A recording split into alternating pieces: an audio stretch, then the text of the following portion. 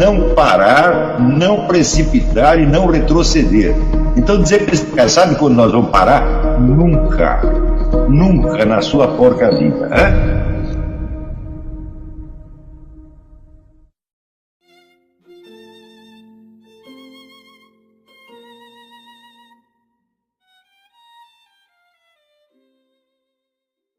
Entre ter talento literário, ter talento de ser um escritor. Muito bem. Essa a pergunta é qual é a diferença entre você ter um talento literário e você ser um escritor efetivamente? Quer dizer, entre você ter as condições pessoais para você entrar na literatura e o que é você já ter entrado e já estar lá dentro. Então, eu acho que quem forneceu a melhor resposta para isso foi o poeta T.S. Eliot, no famoso ensaio dele sobre o que é a tradição em literatura. E no fim ele mostra que a literatura inteira é uma tradição. Quer dizer que há todo um processo de aprendizado que vem ao longo dos séculos. A coisa se esclarece bastante quando você lembra que a palavra arte em grego é techne. E techne é de onde veio a palavra técnica. Quer dizer, a arte é uma técnica. Tá certo? Em qualquer técnica industrial, por exemplo, nós admitimos que qualquer produto novo ele só merece uma atenção especial na medida em que ele incorpore os avanços anteriores e coloque alguma coisa a mais. Porque se ele é um produto que já existe, tá certo? Então, ele não tem um lugar na história da técnica, por exemplo. Ele não merece um destaque especial, não merece uma atenção especial, apenas uma cópia, tá certo? Isso aí é como caneta Parker chinesa, tá entendendo? Quer dizer que o chinês pega um modelo Parker de 1950 e copia e vende. Né? Então, isso não faz parte da técnica, por exemplo. A técnica não consiste em você fabricar a caneta, consiste em você tê-la criada. Quer dizer, o sujeito que fez o desenho originário. Né?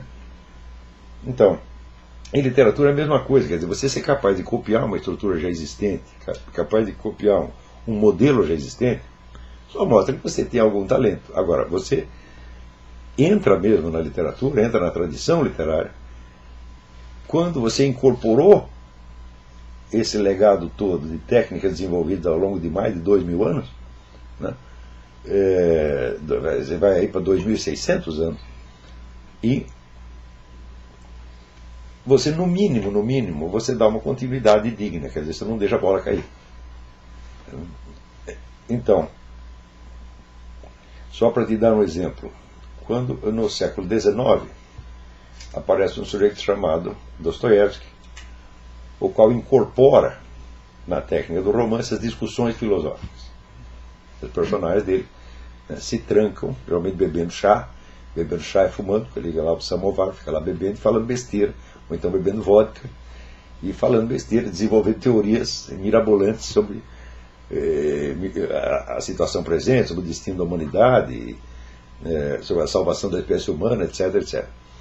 E essas discussões elas se incorporam na trama de uma maneira maravilhosa. Quer dizer, não há uma interrupção. É justamente o que está sendo discutido ali é exatamente o drama que está sendo vivido.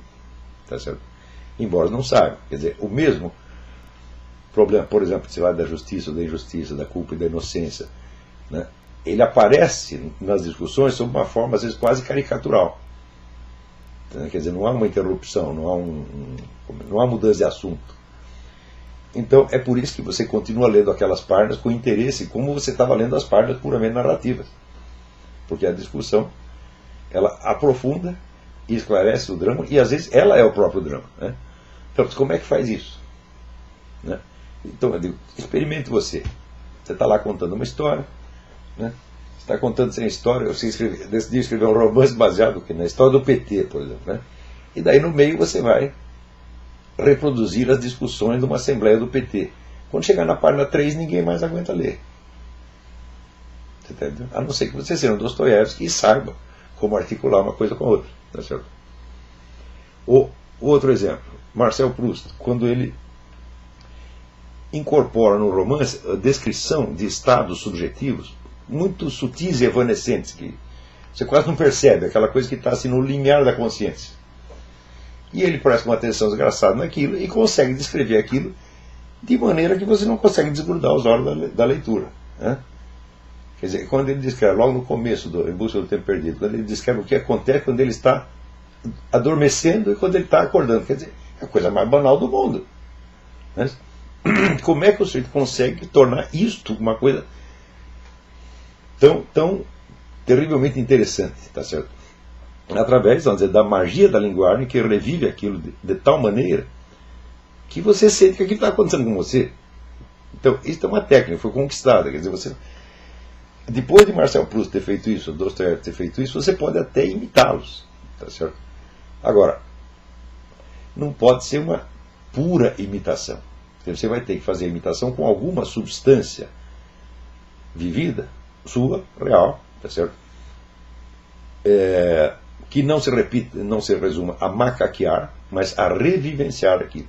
Quer dizer, a mesma experiência que foi vivida por Dostoiévski naquelas discussões de revolucionários, ou que foi vivenciado por Marcel Proust quando está dormindo e acordando, você pode revivenciar aquilo, tá certo? E produzir ali alguma coisa que, pelo menos, não deixa a bola cair, não perca a dignidade em relação ao que eles fizeram. Ora, isso supõe que o escritor está consciente da evolução da técnica da sua arte. E por isso mesmo que isso é uma arte. Né? Quer dizer, não é você fazer qualquer coisa, qualquer produto, que se pode chamar uma arte ou uma técnica. Está compreendendo? Então, o técnico ou o artista é, por excelência, aquele que incorporou a arte. O que é arte? É a tradição da arte. É o que as pessoas aprenderam a fazer. Entendeu? Então, por exemplo, você não pode pintar depois do sujeito chamado Giotto, tá certo? Sem você conhecer as leis da perspectiva. Porque antes, até a Idade Média, até o fim da Idade Média, os caras usavam uma perspectiva vertical. Quer dizer, as figuras eram dispostas como numa escada. Elas não tinham diferença de tamanho, mas o que estava mais próximo era representado na primeira fileira, um pouco mais distante na segunda fileira, um pouco mais distante na terceira fileira. Eram todos do mesmo tamanho. Isso quer dizer que não é que não existia a perspectiva, mas a perspectiva era representada quase que literariamente. Era uma convenção, é por uma convenção. Quer dizer, quem não conhecesse a convenção não entendia a pintura, não sabia que o mais acima representava mais longe, tá certo? Então, vem um sujeito chamado Giotto e ele procura reproduzir no quadro a perspectiva tal como ela aparece, não idealmente, mas como aparece fisicamente, como aparece opticamente, tá certo? E ele, então, desenvolve aquela teoria do ponto de fuga, onde todas as linhas vão convergir para o mesmo ponto de fuga. Você vê, quando você tenta desenhar, se você utilizar a lei do ponto de fuga de maneira muito rígida, a coisa fica ruim e perde o realismo.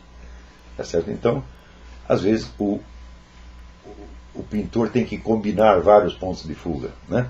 Ou distorcer um pouco as leis da perspectiva de Giotto para obter o efeito realista que ele quer. Ou seja, para você representar a percepção do cenário tal como o olho humano a percebe, você tem que se ater às leis da perspectiva, mas não muito rigidamente. Por quê? Se você fixar um ponto de fuga, você está falseando a coisa. Por quê? Porque o olhar se move. E o olhar não tem um ponto de fuga, ele tem vários. Então, a descoberta do ponto de fuga é importantíssimo para o desenho, mas também não pode ser levada muito rigorosamente. Não é uma coisa mecânica, ela tem que ser usada. Ela é um instrumento para dar uma impressão de percepção atual. Então você tem que conseguir dar esta impressão de fato. Tá certo? Agora, o que você não pode é você continuar desenhando as coisas ignorando que houve um sujeito chamado Giotto. Você pode até modificar, tá certo? Mas se você ainda usa, por exemplo, a perspectiva vertical, né?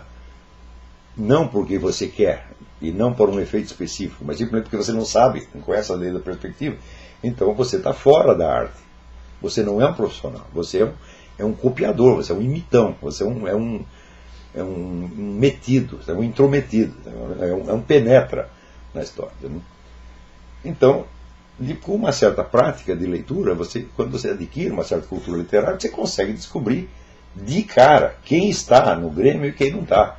Quem é um artista que sabe o que está fazendo e quem está simplesmente macaqueando. E o efeito da macaqueação, para quem tem, vamos dizer, uma certa cultura literária, é um efeito assim, ele é tão chato, tão tedioso, porque ele é uma coisa morta, é um cadáver, entendeu? Que não tem vida mesmo. Para a pessoa que não tem a cultura literária, que pode até representar uma vida num momento, tá certo? Por quê? Porque a pessoa que não tem, sem o equipamento literário, ela se deixa impressionar por pedaços soltos, ela não tem o senso da unidade da obra. Entendeu? Então os pedaços soltos sempre são vivos, por quê? Porque eles foram copiados de alguma coisa viva, ou da realidade, ou da tradição. Entendeu? Mas como conjunto, essas obras não significam nada, elas não têm vida nenhuma, é tudo, como dizer, tudo em papelão, né? É tudo de isopor, como dizia o Ronald de Golias, né? Os livros da escolinha do Golias, isso aqui é uma farsa, é tudo de isopor, não é livro nenhum. Tá? Esses livros imitativos são livros de isopor. Tá? Então, o que se exige do artista não é tanto, vamos dizer, a originalidade no sentido absoluto, é o domínio da técnica. Tá? Se ele não tem isso, não vai funcionar. E eu vejo que esse conceito que ele, desde o tempo do Eliot, né, é uma coisa admitida quase consensualmente, ou seja, todo mundo sabe que é assim, e as pessoas que têm um treino literário as leem assim quase que instintivamente, né? Quer dizer, cada linha de um autor sugere evocações literárias, né? Que vem evocações literárias, que vem de todas as suas leituras, vem desde da Bíblia, desde o teatro grego até hoje, elas estão todas lá presentes, e você percebe aquilo tudo em funcionamento, por assim dizer. Não é isso?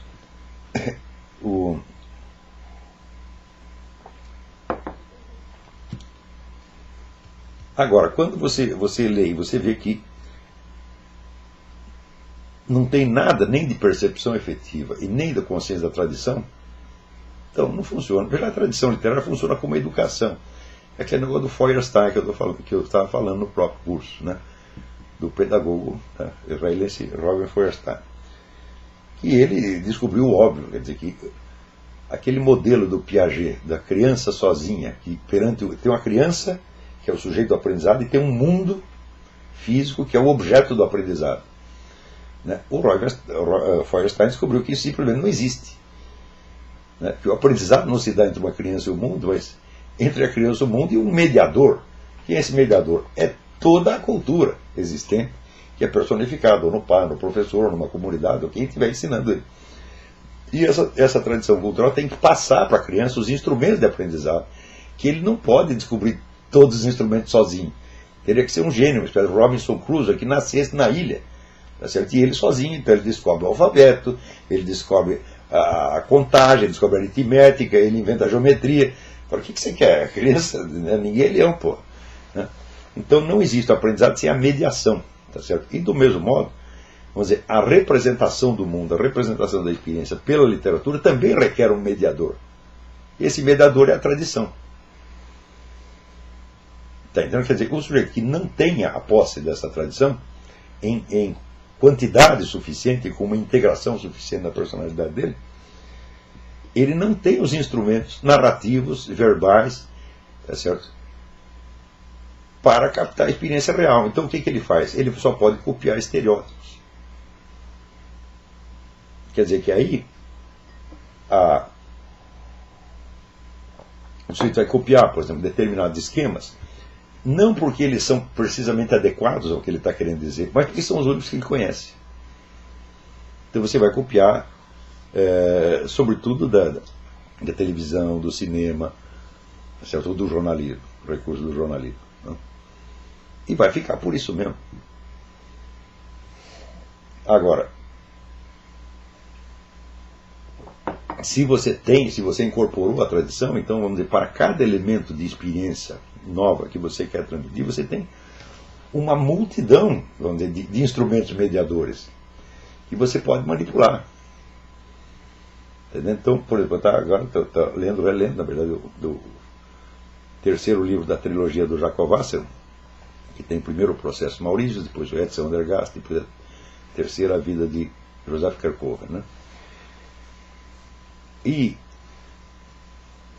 o Wassermann, ele começa no primeiro volume, que é o Processo Mauritius, é a história de um jovem, um adolescente, que é filho de um alto magistrado, e ele descobre que o pai dele cometeu um erro judiciário e meteu na cadeia um sujeito inocente.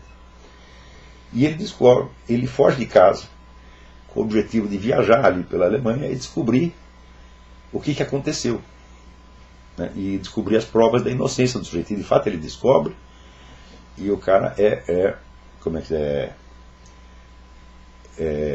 posto em liberdade. Mas aquilo causa uma série de desgastes, depois inclui a destruição total da carreira do pai dele e tal. No volume seguinte, o heróizinho do primeiro, que se chama Etzel Andergast, nesse ínter ele tinha sido ajudado por um sujeito que foi uma espécie de guru dele, que se chama Joseph Kerkoven, que é um médico e filósofo sábio, né?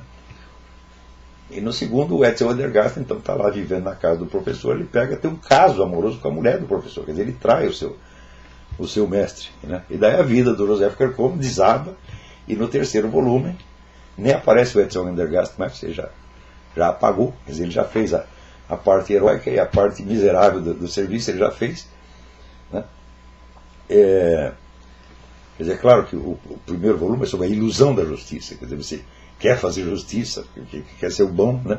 E você só consegue desgraçar todo mundo, e depois se prova que você, vamos dizer, é um sacana, tanto quanto o autor da injustiça que você estava denunciando. E na terceira, então, é a reconstrução do Joseph Kerkoven, né? E o Kerkoven vai alcançando patamares de sabedoria cada vez mais altos. Eu digo, ora, para você representar a vida interior de um homem que tem sabedoria, né, que tem uma espécie de conhecimento assim misterioso da eternidade e tal, você precisa ter isso também. Está compreendendo? Agora, só a experiência basta? Digo, bom, se a experiência bastasse, então todo místico seria um grande narrador, um grande romancista, coisa que não é assim. Por exemplo, se você lê as obras de Jacob Böhm, né? Jacob Böhm tem um monte de visões do conhecimento de lá, mas aquilo é uma confusão dos demônios, né? Tá certo? Que para você entender o que ele quis dizer, você tem que passar a vida ali. Então, a conclusão que chega, claro que essas experiências interiores do grande sábio que o Jacob Wassermann está descrevendo, são experiências do Jacob Wassermann também. Mas ao mesmo tempo ele contrasta isso com outro personagem que se chama Alexander Herzog, que é um romancista, um sujeito de muito talento, mas um homem fraco. Tá certo? E o sujeito ele se casa com uma mulher miserável, a mulher torna a vida dele uma desgraça, né? Porque ela só pensa em dinheiro, dinheiro, dinheiro, dinheiro, e depois que ele se divorcia dela, ela toma mais dinheiro dele ainda, que é uma coisa que aconteceu efetivamente para Jacob Wassermann. A mulher dele desgraçou ele com dinheiro. Então, você tem ali os dois lados do Jacob Wassermann. Ele é aquele sábio, né? E ele é, ao mesmo tempo, um romancista, um homem de talento, mas incapaz de se livrar daquela fantasmagoria, tá entendendo? E no fim, esse Alexander Herzog se consulta com Joseph Kerkoven, e Joseph Kerkoven mostra para ele, fala, olha, você pegou essa mulher e você transformou ela num monstro na sua cabeça, mas ela é uma pessoa totalmente medíocre, uma pessoa totalmente sem graça, ela não é um demônio, ela é uma qualquer, é uma coitada, mas de certo modo a ambição dela ganhou força porque você criou essa ilusão na sua cabeça, né? E daí no fim, por uma série de percalços, ele cura o Alexander Herzog, né? No fim, vai contar o fim da história é uma sacanagem, não posso fazer isso, porra. Não vou contar o fim da história, não. Mas você, a partir do drama que vem sendo narrado desde o começo da trilogia, você faz várias expectativas de como vai ser o fim. E daí ele começa a desenvolver num desses sentidos e para, e começa outra coisa. Eu falo, então no fim não vai ser isso que eu esperava, vai ser outro. Daí começa outro desenvolvimento, também não foi assim, né? Tem várias ameaças de fim. É como se fosse na música, né? Mas a parte final, a coda, introduz de novo vários temas, tá, né? E eu acompanhando aquilo, eu fico cada vez mais maravilhado. Eu digo, mas como é que o cara faz isso, meu Deus? Sabe por que ele faz isso? Porque ele leu toda a literatura, ele sabe como é que se faz. Então está condensado ali não apenas a experiência pessoal de um autor, Jacobacci, tá certo? Mas, de certo modo, toda a experiência literária da humanidade, tá certo? Usada a serviço da coisa mais difícil, que é você construir o personagem heróico. E pior, do heroísmo espiritual. Porque o Kierkegaard é um personagem moralmente impecável. Ele tem seus defeitos, tem suas fraquezas, mas ele luta pela perfeição, ele quer conhecer Deus. Ele quer saber do que se trata. Ele tem aquela chama de conhecer o mistério da existência. E ele vai. E no fim você vê que ele alcançou mesmo, tá certo? O patamar de espiritualidade. Né? Eu digo, olha, quando eu olhava isso e falava, você imagina, um personagem desta grandeza, na literatura brasileira é inconcebível. Eles nem concebem que uma pessoa assim exista. Eles nunca viram. Você imagina um personagem como este, né, que ele é um homem de ciência e ao mesmo tempo é um sábio. Né? Ele é como se fosse, sei lá, uma mistura de Max Planck com Albert Schweitzer, né, e com Goethe e Edmund Husserl. Tudo isso é o Joseph Kierkegaard junto. Né? E como é que nós vamos representar um cara desse? Eu digo que se você pegar os instrumentos aprendidos na literatura brasileira, você não consegue representar isso. Qualquer personagem que tenha qualidades positivas na literatura brasileira aparece ou sob a forma de ou ele aparece representado comicamente, quer dizer, ele é uma caricatura de qualidade positiva, como por exemplo o Policarpo Quaresma, no livro do Leão Barreto. Ou então ele se torna cômico involuntariamente. Ou então é uma versão tão diminuída das boas qualidades. Na literatura brasileira atual, por exemplo, um sujeito que não roube, digamos um político que não roube, é o máximo de altura, de altitude moral humana que se imagina. Não passa disso. Porque a nossa literatura só lida com personagens de baixo. Personagens muito inferiores. Então, esses personagens muito inferiores passam a ser, para a imaginação do distinto público, o repertório das possibilidades humanas. Você poderia fazer aquela classificação que você faz? É a famosa classificação do Aristóteles e Northrop Frye. Os 5 graus de personagem conforme o seu poder. Primeiro grau, o personagem é um Deus. A narração da Bíblia. Né? O Evangelho. Né? Nascimento, vida, paixão, morte, ressurreição do nosso Senhor Jesus Cristo. A história de Deus. Tá certo? Então, em princípio, o personagem pode tudo. Mesmo quando ele se submete a um destino humano, ele conserva a sua onipotência. Então ele diz, olha, vamos destruir aqui este templo, que é ele mesmo, mas eu reconstruo em 3 dias. Né? Veja, o problema do analfabetismo funcional é muito sério, é calamitoso, gente, eu não estou brincando, eu não estou sendo histérico, não estou fazendo barulho em torno de nada. Veja, o analfabeto funcional é que ele não entende o que lê. Então, se ele não entende, ele pode atribuir àquilo o sentido que ele deseja. Então, é o que dizia o Cláudio Moura Castro. O brasileiro não lê o que está escrito. Ele lê o que ele imagina que o escritor, no fundo, quis dizer. Então, faz interpretação até psicanalítica, né? Sem entender nada, justamente porque não entende nada. Ora, segundo várias pesquisas, as universidades estão despejando no mercado anualmente 50% de formandos analfabetos funcionais. E isso está já há pelo menos 15 anos, ou 20 anos. Então, faz as contas. Quantos analfabetos funcionais vocês têm ocupando profissões de nível superior no Brasil? No mínimo, algo entre 40 e 70 milhões. Ou seja, são 70 milhões de incompetentes, ferrando com tudo. Porque no Brasil ainda tem essa ideia de que a educação é um direito do estudante. Mas ela não é um direito do estudante. Ele é um direito que o povo vai ter aos serviços de nível superior que esse cara vai prestar. Não é isso? O cara não estuda medicina, para ele agora tem o direito de ser seu doutor. Não. Você estuda medicina para você adquirir o dever de tratar os seus pacientes com o melhor que a ciência estiver oferecendo naquele momento. Esse é o dever que você adquiriu, não o direito. Mas o pessoal usa a educação como moeda de troca, você está entendendo? Para pegar voto, essa coisa toda. Então, além de ser analfabetos funcionais, são irresponsáveis. E não têm nenhuma consciência culpada. Agora, onde estão esses 70 milhões? São todos doutores. Então, são juízes de direito, são advogados, são médicos, são deputados, são senadores, são ministros de Estado. O que nós vamos fazer com essa gente, porra? Então, o pessoal fala, o problema da educação brasileira, pensa que é o problema da educação das crianças. Não! O problema é o que fazer com esses milhões de analfabetos funcionais que nós não podemos vencer, você está entendendo? Eles inventaram, assim, impuseram a inépcia obrigatória. É obrigatório errar, é obrigatório fazer tudo errado, é obrigatório fracassar, é obrigatório sofrer, é obrigatório parar no fundo do poço. É o que eles estão fazendo com o Brasil. Esses ministros todos ficam falando, esse Amorim, isso é tudo analfabeto funcional, eu digo e provo. Eu dou um texto meu para interpretar, eles não conseguem.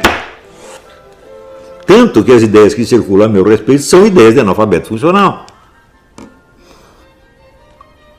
Essa coisa, fascismo, isso aqui. Os caras não sabem o que é fascismo. Eu estudei o fascismo, eu sei o que é. Né? E sei, por exemplo, que o único governo fascista que nós tivemos foi o do Getúlio Vargas, do qual o Lula se considerava um herdeiro. Né? Para os universitários, eu daria o livro do Padre Sertiange, A Vida Intelectual. Esse foi o livro que decidiu a minha vida. Quando eu li aquilo, eu falei, é isso que eu quero ser quando eu crescer. E eu sou. Eu estou fazendo o que o Padre Sertiange mandou fazer.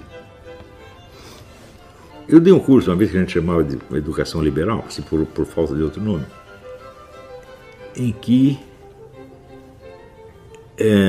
eu mandava o pessoal ler um determinado livro em voz alta durante a semana, tinha que ler em voz alta, porque o brasileiro não é visual, ele é auditivo, então um lia para os outros. Né? E nós fizemos isso com 10 livros. Em seguida, eu fazia algo que não era uma análise do livro, que era uma série de elementos em torno do livro que ajudavam a torná-lo mais claro. Por exemplo, o pessoal lia o Crime e Castigo, eu contava a história de Napoleão Bonaparte, que foi, no fundo, a inspiração do personagem Raskolnikov. E assim por diante. Isso sempre funcionou. Né? Isso, para muita gente, foi o início da vida intelectual deles. Não tem nenhum que depois que decaiu, todos foram em frente. Eu daria esse tipo de coisa. Depois, você vira, este processo foi adotado por aquele juiz, o Bragalha, né? Márcio Bragalha, onde ele premiava os detentos de uma determinada cadeia, se lessem, cada livro que eles lessem e comentassem, mostrando que tinham entendido o livro, eles tinham a pena reduzida. Isso é muito bom, funcionou. Esse modelo foi adotado na Itália, inclusive. Não se espalhou para o Brasil, porque o resto dos juízes é um bando de invejosos, filho da puta, analfabeto. Né? Então, eu precisava fazer a mesma coisa com eles. Né? Eu precisava fazer, antes de aplicar o processo aos detentos, tinha que aplicar aos juízes. Eles não leram nada disso também, não estão sabendo de coisa nenhuma. Houve uma época em que juiz de direito era o suprassumo da inteligência no Brasil. Né? Os melhores caras iam trabalhar nisso aí, o juiz de direito, o advogado, desembargador, qualquer coisa assim, mas hoje o negócio está péssimo. É só ter analfabeto funcional, uma coisa horrível. O padre Stanislau Laduzan, sem dúvida. Né? Isso é um tremendo professor, uma coisa que hoje em dia não existe. Ele fazia assim, ele pegava um problema filosófico qualquer, daí ele explicava para você aquele problema do ponto de vista das sucessivas escolas filosóficas. Enquanto ele estava explicando, você dava razão para aquela escola filosófica. Daí passava para a outra, ele dizia, não, essa aqui está mais certa. Até chegar hoje, onde ele dava a opinião dele. Tem um professor capaz de fazer isso. Mas nenhum. No Brasil não tem nenhum. Então, isto é um professor de verdade. Porque ele filosofava na sua frente com os elementos que ele pegava da história da filosofia. E você não tem isso. No Brasil, quando você vê as coisas melhores que a universidade prova, são trabalhos escolares. Espécie de análise de texto. Não passa disso. Veja, uma coisa. Matemática, um retardado mental pode aprender. Um retardado mental pode ser um calculador prodígio. Mas ele não pode ser Shakespeare. Então, a linguagem é o fundamental da inteligência. O resto é, assim, operacionalidade mais ou menos mecânica, tá entendendo? Então, é claro que é importante aprender matemática, mas a linguagem primeiro, antes de tudo. O cara não domina a linguagem, não vai nem entender o livro de matemática, pô.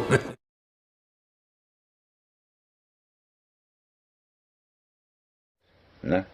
Primeiro, os brasileiros, eu lembro o seguinte, que quando eu estava na Romênia, todo mundo falava francês. Daí eu falava onde você aprendeu. Daí eu falei com o maior orgulho, e dizia o seguinte: eu tive 2 anos de francês no ginásio. No Brasil, os filhos das putas têm 8 anos de inglês. 2 ou 3 aulas por semana e não falam inglês, não são capazes de escrever uma linha em inglês sem cometer 10 erros.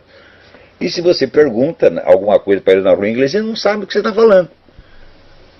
O que há? Acontece o seguinte, que a cultura brasileira, ela é contra o conhecimento. Isso é assim desde o tempo da colônia. E ninguém fez nada para mudar isso. Daí o pessoal fala, não, nós precisamos fazer uma campanha para incentivar o gosto pela leitura. Eu digo, hã? O gosto pela leitura? Mas o pessoal lê Playboy, lê o Almanac da Mônica, né? Lê a seção de esportes. O pessoal lê pra caralho. O movimento editorial no Brasil não está ruim. Você só lê merda, porra. Hã? Então, quer dizer, existe um famoso estudo de um crítico inglês chamado Richard Hogarth, que fez essa pergunta. Olha, agora toda a classe operária está alfabetizada, mas vamos ver o que eles estão lendo. Então era fotonovela, era livrinho de pornografia. Então criou-se um novo analfabetismo. E no Brasil, alfabetizar as pessoas é dar a eles esse novo analfabetismo. Quer dizer, isso foi observado na Inglaterra, 70 anos atrás, os caras imediatamente botaram a mão na cabeça e viram que tinham que tomar uma providência. No Brasil, a melhor maneira de garantir que o sujeito vai permanecer em culto é mandá-lo para a escola, porra. Sobretudo para a universidade. Né? Você vê, essa semana mesmo eu estava comentando na minha aula do Seminário de Filosofia, eu comentei uma discussão que houve num grupo, uma lista chamada Lógicos do Brasil, uma lista de 400 professores de lógica, comentando coisas que eles afirmam que eu teria dito e que eu nunca disse. Inventaram lá meia dúzia de besteira, botaram na minha boca e falaram de mim, evidentemente com aqueles ares de infinita superioridade. Eu vou colocar à disposição do público esta aula, a última aula que eu dei no sábado, para vocês terem ideia do que são os lógicos do Brasil. É uma calamidade o negócio, tá entendendo? Então, intelectual no Brasil é isso aí, Bresser Pereira, Pinguelli Rosa. Pô, assim não dá, pô. Quer dizer, desse pessoal todo, essa é ainda a velha geração que eu tratei lá no Imbecil Coletivo. Pinguelli Rosa é personagem do Imbecil Coletivo. Tem lá um capítulo chamado O Pajé. Vamos lá para vocês verem quem é o Pinguelli Rosa. Né? O João Pedro Stedley é aquele que não tinha lido o próprio livro. Porque no debate que eu tive com ele na Bienal do Livro, em 1998, ele chegou lá dizendo, não, porque há um estado de violência endêmica no campo. Daí eu peguei o livro dele, A Questão Agrária no Brasil, onde estava lá a estatística de crimes acontecidos em toda a região agrária no Brasil, durante aquele ano, 38, no ano anterior, 39. Tá certo? Eu digo, isso aqui é menos do que uma delegacia no Rio de Janeiro num fim de semana, porra. Então, quer dizer, o que o livro demonstra é que o campo era a região mais pacífica do Brasil. Eu digo, você não leu o seu próprio livro? E assim por diante, né? Daí, o cara não acertava uma, era uma besta quadrada. Ele falou, não, o regime militar matou os líderes das ligas camponesas. Eu falei, porra, mas isso foi em 63, caralho. Você nem sabe quando as coisas aconteceram, cala a boca, burro. Né? E ele, quer dizer, ele saiu tão humilhado, lá que saiu batendo pezinhos, dizendo, se eu soubesse que ia ser tratado assim, eu não viria. Eu falei, não deveria ter vindo mesmo, porra. Se eu vier discutir comigo, pelo menos estuda alguma coisa. Né? É esta intelectualidade que está aqui analisando a conjuntura internacional. Ai, meu saco! Né? É por isso que não vai, você está entendendo? Quer dizer, da mesmo modo que o Brasil, a cultura brasileira tem horror ao conhecimento, ela tem um amor infinito ao pseudo-intelectual. Né? Quando você pega um intelectualzinho de merda, desse que fez um estudo assim sobre a história da escola de samba de Vila Nhocuné, né? Ah, você glorifica o cara, dá um título de professor, doutor, catedrático. É impressionante, impressionante, porra. Hã?